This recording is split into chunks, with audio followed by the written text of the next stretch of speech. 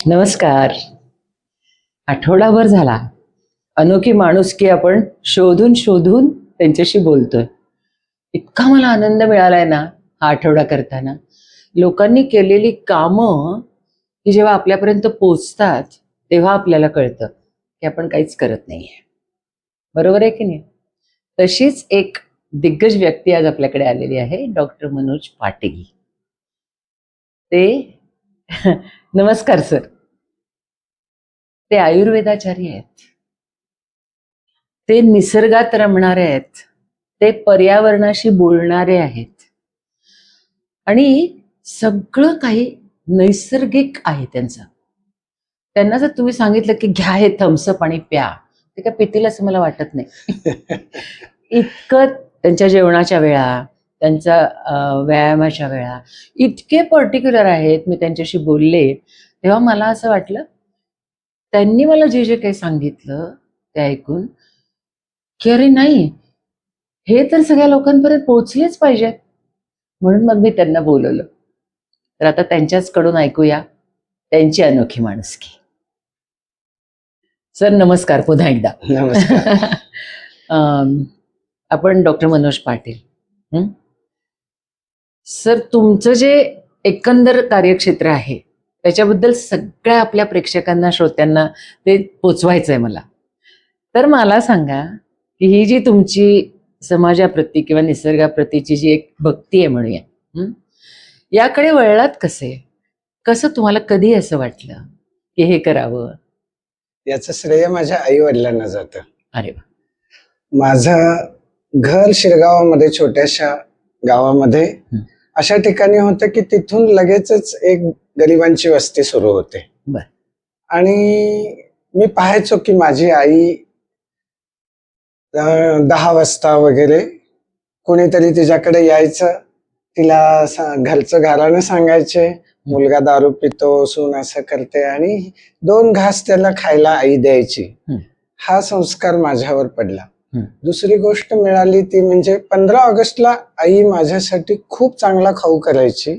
बर. 26 जानेवारीला पण, आणि कपडे पण छान अगदी वेगळे स्वच्छ करून द्यायची. आणि बाबांचं एक वाक्य माझ्या सदैव लक्षात राहते की स्वतःसाठी काय, रस्त्यावरचे प्राणीही जगतात रे, माणूस आहे म्हटल्यानंतर दुसऱ्यासाठी जगायला पाहिजे. वाह.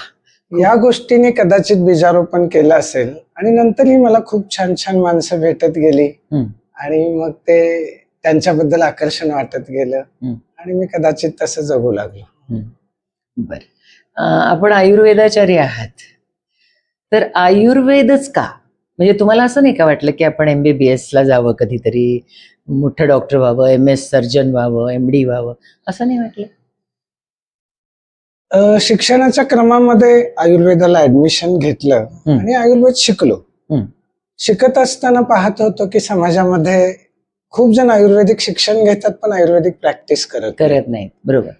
पण पुस्तकांचा जो प्रभाव होता, त्या पुस्तकांमध्ये असं होतं की ह्या आजाराचं असं विश्लेषण केलं तर अगदी मुळापासून त्याचं उच्चाटन होतं. औषधांकडे बघितल्यानंतर असं लक्षात आलं की ही औषधं खरोखर चमत्कार करतात आणि साईड इफेक्ट करत नाहीत.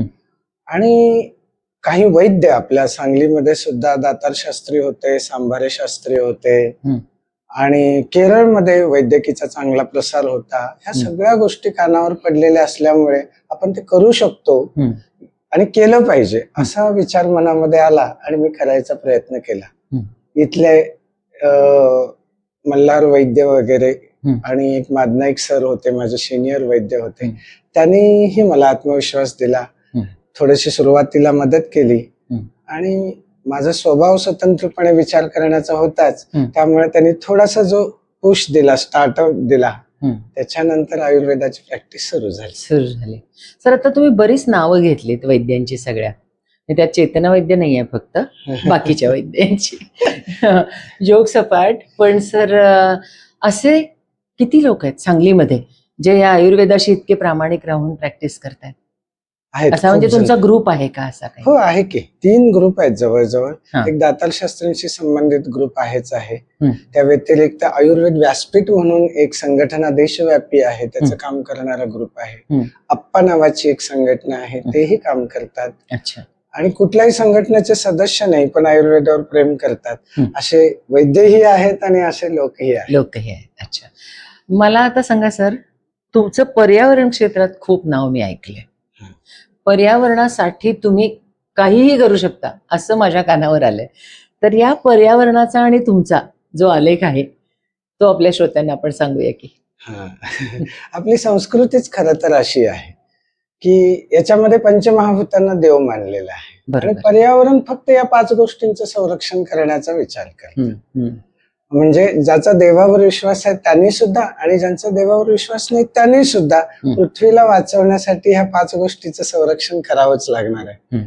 पृथ्वी, आप, तेज, वायू म्हणजे आपण जल, जंगल, जमीन, जानवर आणि जन असं म्हणू असे शकतो. 5 ज. हा. आणि ह्या सगळ्यांच्या संरक्षणाची जबाबदारी कुठल्या सरकारची नाहीये, बरोबर. कुठल्या एका संघटनेला ते शक्य होणार नाहीये. हम्म. मग अशा वेळी उपाय काय आहे तर माझ्या जीवनशैलीमध्ये या गोष्टी आल्या पाहिजेत.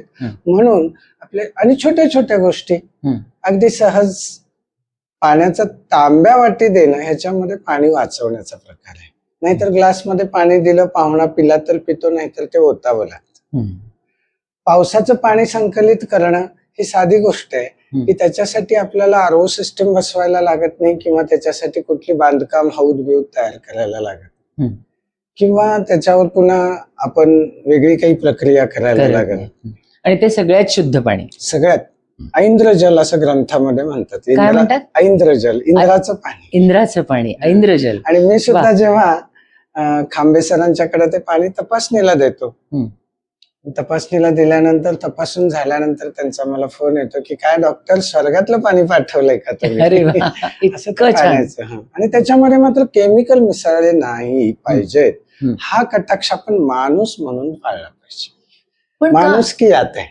का मिसळले जातील केमिकल्स? आपण फ्लोर क्लीनर म्हणून केमिकल वापरतो, सॅनिटायझर म्हणून केमिकल वापरतो, झाडांना औषधं म्हणून केमिकल वापरतो. हे सगळे जमिनीमध्ये जातात, पाण्यात मोरीमध्ये जातात आणि ते सगळे शेवटी पाण्याचे जे स्रोत आहेत, जमिनी खालचे स्रोत असू देत नाही तर जमिनीवरचे स्रोत असू देत, त्याच्यामध्ये ते मिसळतात.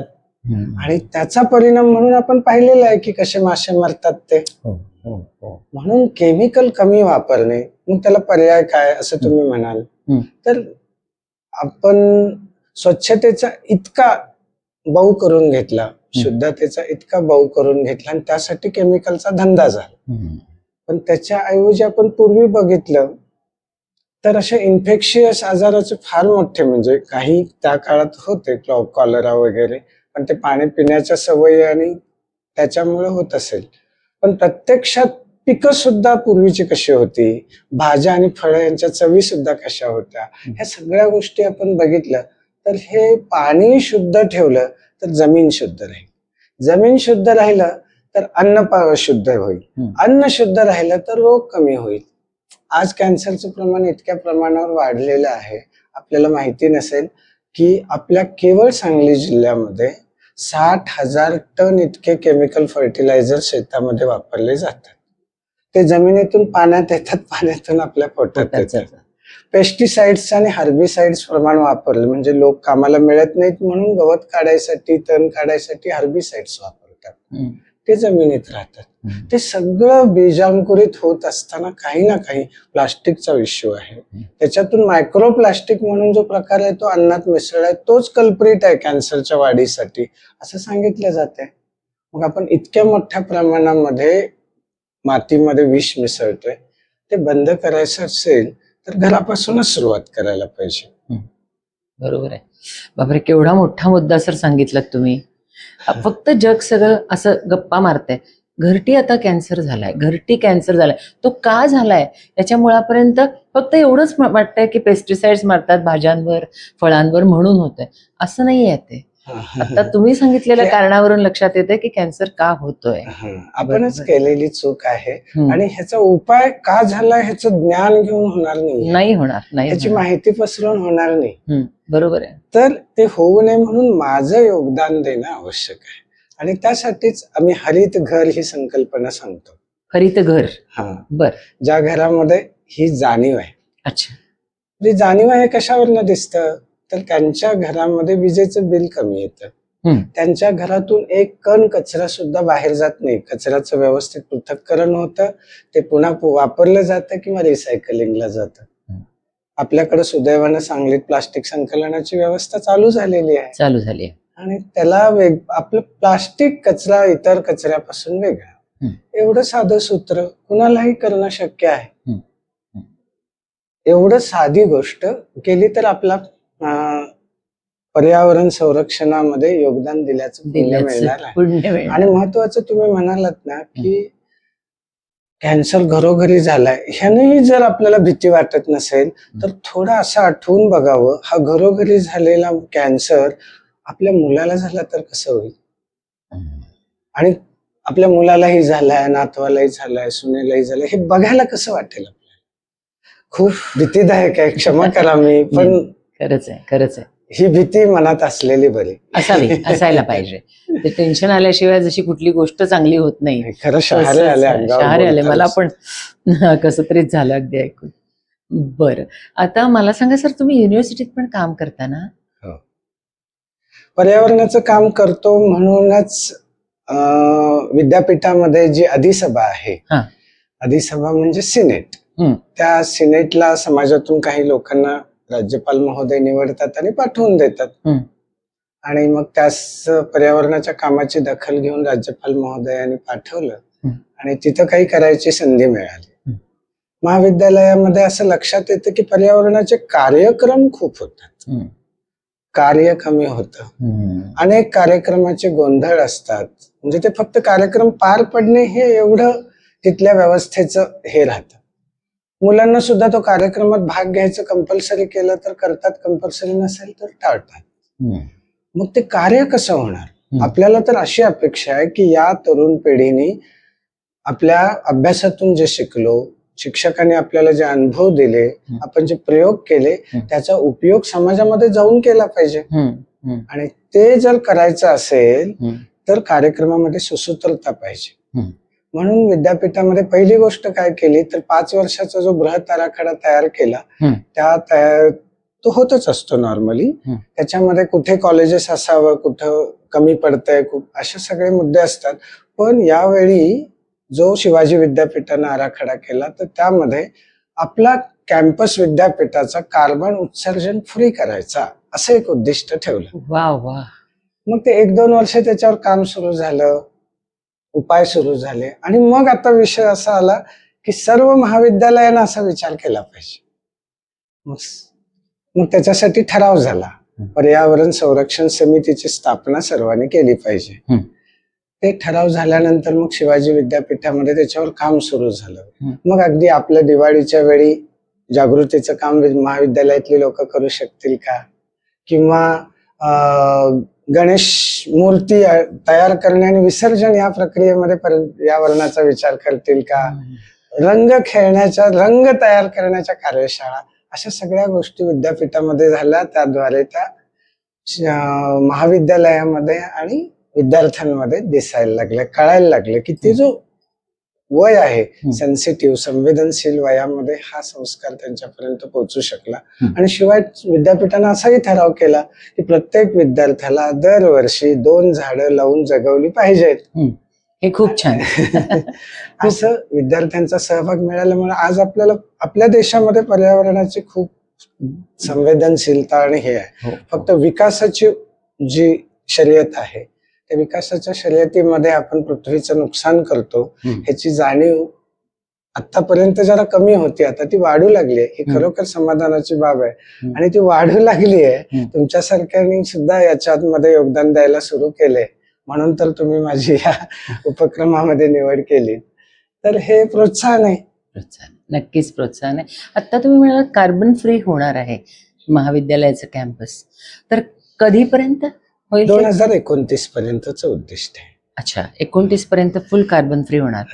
असं उद्दिष्ट ठेवलंय. खरं तर 27 टार्गेट ठेवूनच केलेलं आहे, पण 29 म्हणायचं धरून चालायचं. झालंय बऱ्यापैकी. शिवाजी विद्यापीठात तरी काम झालंच.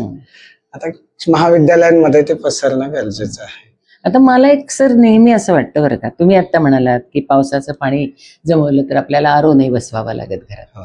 मान्य आहे सर, प्रत्येकालाच आरो बसवणं परवडतं असं नाही. होय. त्यामुळे त्यांना नदीचं पाणी पिण्याला पर्याय नाही, हो. हो की नाही? हो. तर त्याबद्दल काय सांगाल तुम्ही? नदी स्वच्छ ठेवली पाहिजे. बरोबर आहे, पण ते मग त्याच्यामध्ये खूप पैलू येतात हे लक्षात आहे. की म्हणजे इंडस्ट्रीचं पाणी येतं, तिथं सामान्य माणूस काय करणार? मी माझ्या घरामधले माझ्या घरातून हार्डली 500 लिटर पाणी जातं, ते दूषित दिलं, पण ते हजारो लाखो लिटर पाणी येतं.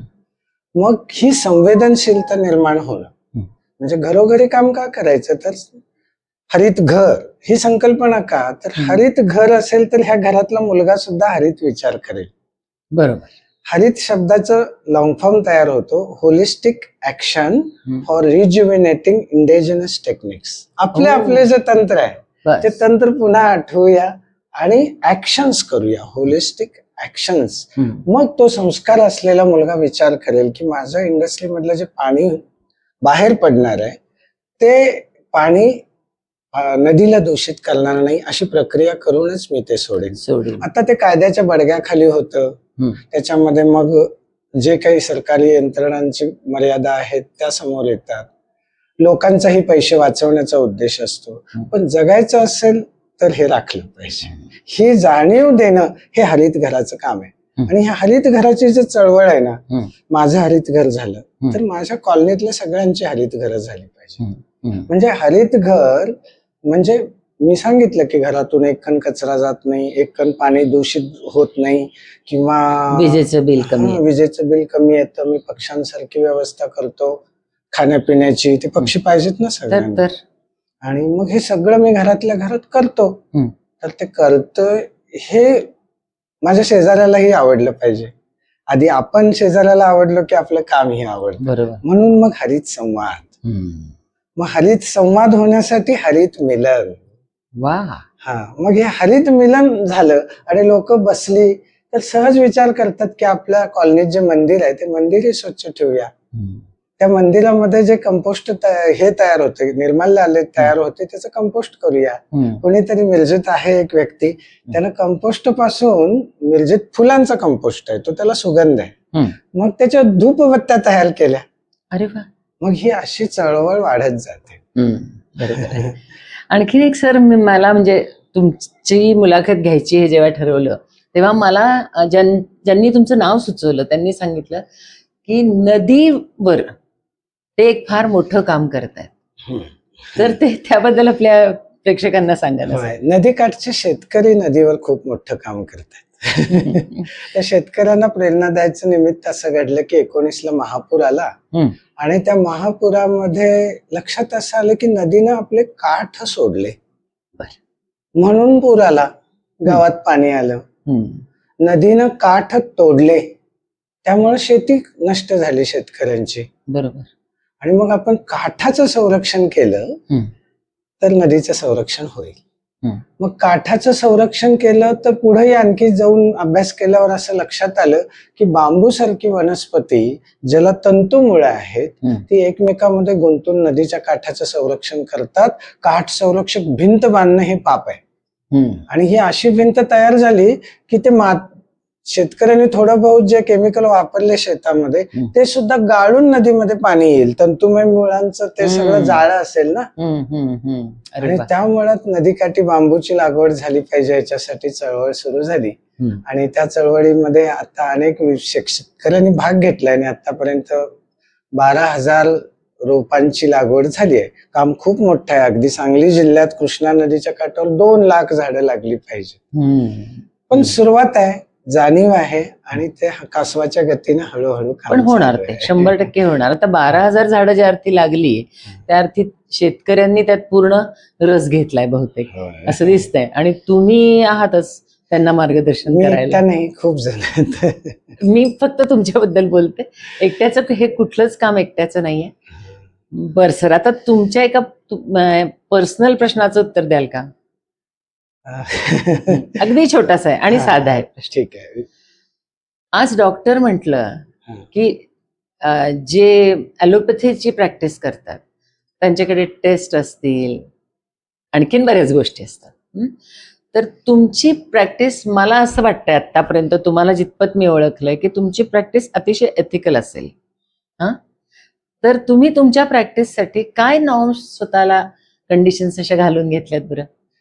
आयुर्वेदाची प्रॅक्टिस करायची ठरवल्यानंतर आयुर्वेदामध्ये वैद्य कसा असावा हेही सांगितलंय. बर. तो आचरणानं शुद्ध असावा, तो रोग्याला बरा करण्यासाठी तत्पर असावा आणि तो सर्व ज्ञान जाणणारा असावा, असं त्याच्यामध्ये सांगितलेलं आहे. मग चारित्र्यानं शुद्ध म्हणल्यावर पापाचा पैसा नको. खरंच हे स्वाभाविक आलं. त्यावेळी मला काही जण सांगत होते बरं का, मी जेव्हा प्रॅक्टिस सुरू केली तेव्हा माझ्या पुढं सगळ्यांच्या सारखी प्रॅक्टिस करणं हा पर्याय होता आणि सगळेजण मला समजावून सांगत होते की लोक पैसे खूप बुडवतात, उधारीचा प्रश्न खूप मोठा होतो, इकडून तिकडून पैसे आल्याशिवाय काम चालत नाही आणि महागाई इतक्या वेगानं वाढली त्या मनानं लोक पैसे द्यायला तयार होत नाहीत. असं सगळं असलं तरी सुद्धा मग माझ्या गरजाच कमी असल्यामुळे कदाचित असेल, आई वडिलांच्याही गरजा कमी, सुदैवानं सहचार्याने भेटली त्याच्याही गरजा कमी, असं सगळं झाल्यामुळे असेल कदाचित की मला फार आवश्यकता पडली नाही आणि मी त्या ह्यांच्याशी, त्याला ज्याला इथिक्स म्हणतात, त्या इथिक्सला धरून प्रॅक्टिस करू शकलो. मग कमी किमतीत असल्यामुळे मी उदारी नाही हुआ, मी मुळातच कमी किमतीत करतो, मला उदारी शक्य नाही हे आत्मविश्वासाने सांगता येतं. बरोबर.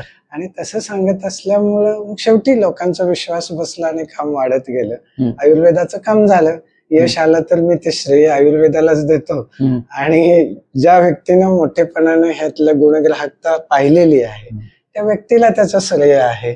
मग मी तपासणी करायची झाली तर नाडीनं करायचं तंत्र, हळूहळू हळू अनुभवानं, थोडस गुरूंच्या कृपेनं, थोडस शास्त्राच्या आधारानं आणि थोडस अनुभवानं, स्वतंत्रपणे विचार करायची सवय लागलेली असल्यामुळं, लॉजिकली विचार करायचं, मूळ तत्वज्ञानाच्या आधारावर काम करायची सवय असल्यामुळं ते लक्षात आलं. नाडीचं तंत्र मी शिकून घेतलं आणि नाडीमुळे निदान खूप छान होतं.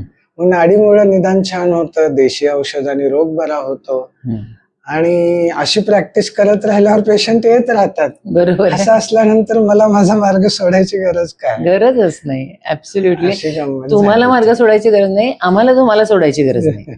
हा फार महत्वाचा मुद्दा आहे आणि त्याचा छान अनुभव मला कोरोनामध्ये आला. अच्छा. हा जो स्वतंत्र विचार करायचा संस्कार किंवा आत्मविश्वास असल्यामुळे मी कोरोनाला घाबरलो नाही. मी कोरोनाला घाबरलो नाही, माझी प्रॅक्टिस सुरू ठेवली. एकूण माझ्याकडे नोंद आहे 1498 रुग्णांचे उपचार झाले आणि त्यातले फक्त 2 रुग्ण दगावले, बाकी सगळे चांगले.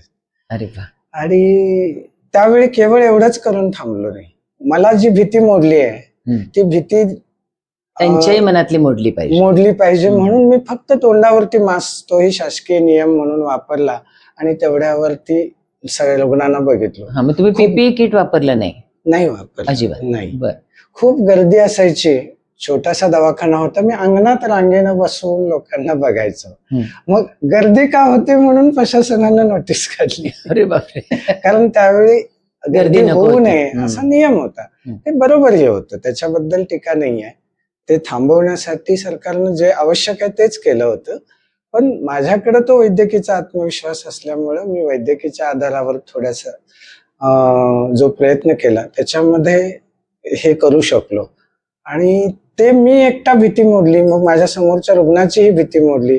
पण काही वैद्य मित्रही जरा घाबरलेले होते, त्यांचीही भीती मोडावी म्हणून आम्ही एक कोविड संवाद म्हणून एक ऑनलाईन प्लॅटफॉर्म तयार केला आणि त्याच्यामध्ये अनेक वैद्य सहभागी झाले, आपापल्या ठिकाणी प्रॅक्टिस करू लागले आणि त्यांनी आपापल्या ठिकाणी प्रॅक्टिस करताना जी भीती माझी मोडली होती, त्यांची मोडली होती, हे भीती मोडण्याचं सत्र अनेक लोकांपर्यंत पोहोचलं. त्याचं एक खूप मोठं समाधान मला मिळून गेलं. म्हणजे आता जे लोक म्हणतायत की एक नवीन बग येतोय कोविड सारखा, त्यालाही घाबरायचं काही कारण नाही. हो, वैद्यांनी एक सूत्र ठेवलं पाहिजे, घाबरा करायचं नाही, बरं करायचं. बरं करायचं नाही, बरं करायचं.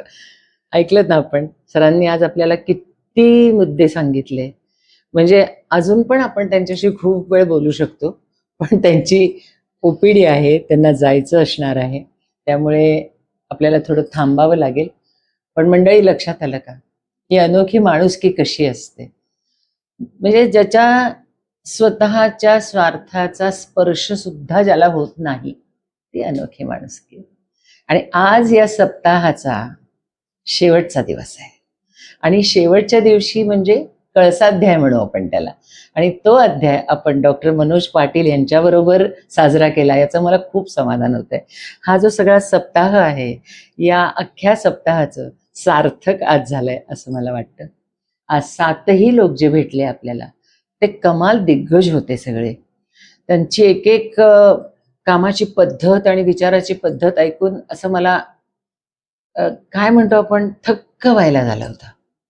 तर आज त्याचा जो काही शेवट झालाय, तो तर फारच अप्रतिम पद्धतीने झालेला आहे. तेव्हा आपण सगळ्यांनी या सप्ताहामध्ये खूप चांगला रिस्पॉन्स दिला, खूप कमेंट्स आल्या, खूप व्ह्यूज आले आणि तुमचे मला पर्सनल मेसेजेस पण खूप आले की तू खूप चांगलं काम करतेस. माझं काहीच नाही आहे याच्यामध्ये, हे मी अगदी नम्रपणाने सांगू इच्छिते. काम करणारी ही माणसं आहेत आणि त्यांना फक्त तुमच्यापर्यंत पोहोचवण्याचं काम मी केलं, एवढंच. ती त्याची इच्छा आहे, बाकी काही नाही. एक चांगलं पुण्याचं काम आपल्या हातून झालं याचं अतीव समाधान मात्र आहे. तर आज आपला हा सप्ताह संपतोय, तेव्हा तुमचा मी निरोप घेते. पुन्हा एकदा तुमच्या सगळ्यांकडून आणि आमच्या सगळ्यांकडून सरांना धन्यवाद देते. धन्यवाद. धन्यवाद. नमस्कार. नमस्कार. नमस्कार.